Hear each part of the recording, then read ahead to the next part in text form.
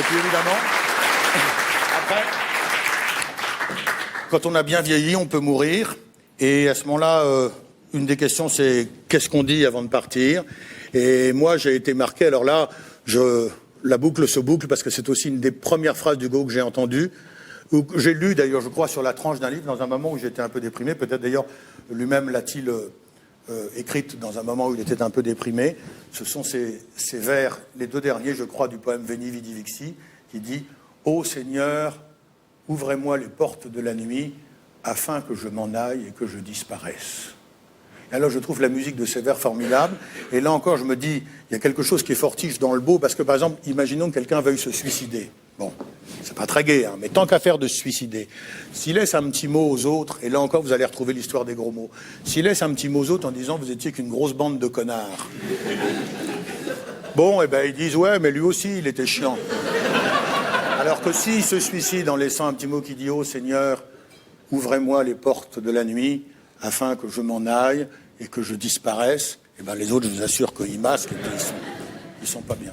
Bon, je n'encourage personne au suicide. Bon, alors maintenant, écoutez, je voudrais, on va en terminer bientôt, je voudrais tout mélanger, j'ai besoin de tout mélanger un petit peu, en vous disant déjà qu'il y a un autre génie pour lequel j'ai une fascination, probablement tout aussi irrationnelle, un génie qui a vécu lui aussi jusqu'à l'âge de 83 ans, donc vous voyez que finalement je défends ceux qui vivent un petit peu plus vieux, ça me donne un peu du peps à moi. C'est Wolfgang von Goethe, vous connaissez, alors le roi des zones, Wer reitet so spät durch Nacht und Wind, hein, sur une musique de Schubert. C'est lui qui a écrit ce texte aussi absolument formidable. Et si vous ne connaissez pas l'allemand, c'est pas très grave, mais qui dit Kennst du das Land, wo die Zitronen blühen, im dunkeln Laub die Goldorangen glühen, ein sanfter Wind vom blauen Himmel weht, die Myrte still und hoch der Lorbeer steht. Kennst du es wohl? Dahin, dahin möchte ich mit dir, oh mein Geliebter, ziehen. Je suis absolument fanat de la musique des vers de Goethe.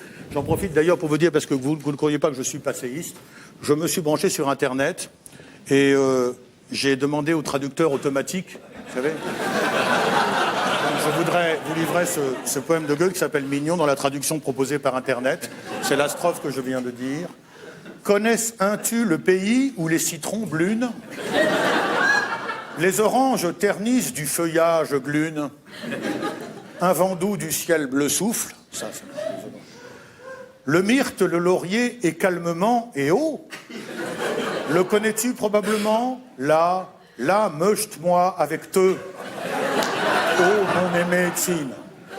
Et je ne vous dis pas les autres strophes parce que la traduction est terrible. Par exemple, c'est la troisième qui dit « Connais-tu la montagne et sa barre de nuages?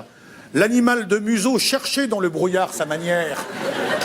Le drachen habite dans les cavernes vieilles couvées.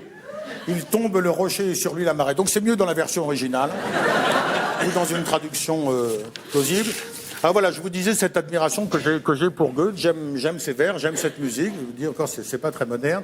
Et il se trouve que Paul Claudel, qui est un gars assez sérieux tout de même, hein, le soulier de satin, le pain dur, la danse faite à Marie, en fait, ouais, c'est un grand auteur de théâtre et tout ça. Paul Claudel a traité Goethe d'âne solennel.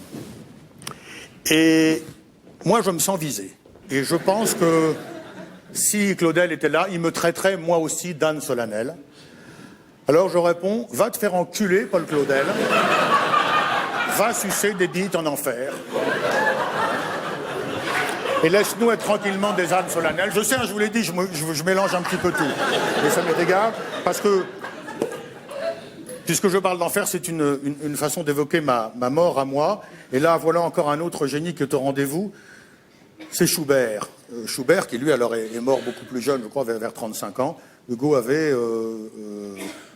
26 ans quand Schubert est mort. Il ne l'a pas beaucoup connu, mais Schubert, un des plus grands génies de la musique classique. Et je vous en parle parce que Schubert a écrit une musique qui, à mon avis, aide les âmes à monter vers le ciel.